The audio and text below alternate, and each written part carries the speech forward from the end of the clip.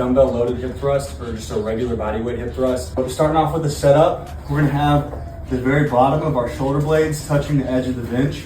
We wanna create somewhat of a 90-degree angle between our foot and our knee to our hip.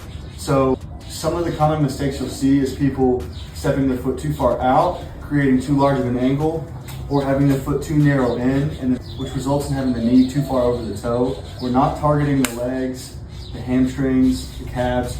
This is a glute focused exercise here. So that 90-degree angle between the knee and the foot will allow you to target and activate the glutes the most here. So we're raising or elevating our hip height. So we're pushing our butt from the floor to the ceiling. We're not touching all the way to the floor here.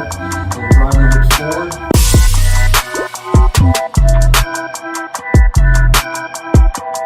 Here, I'm letting the glutes at the top of the rep squeeze and support the weight.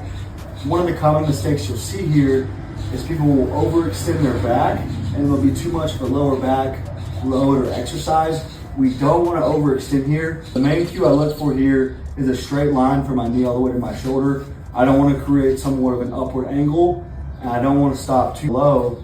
So we're stopping right at the top of the rep or a flat line with our torso and squeezing in the glutes. The dumbbell hip thrust is a great exercise for developing glute strength, power, and growing your glutes in size. By placing the weights in between top of your quad or thigh muscle and the crease or the fold of your hip where your hip flexor is, so right in the sweet spot in here, glute activation is maximized, which results in a more powerful overall contraction. So this is a great exercise for enhancing athletic performance in sprinting, jumping, and lifting, particularly in powerful hip extension. And these will also promote better posture and pelvic stability.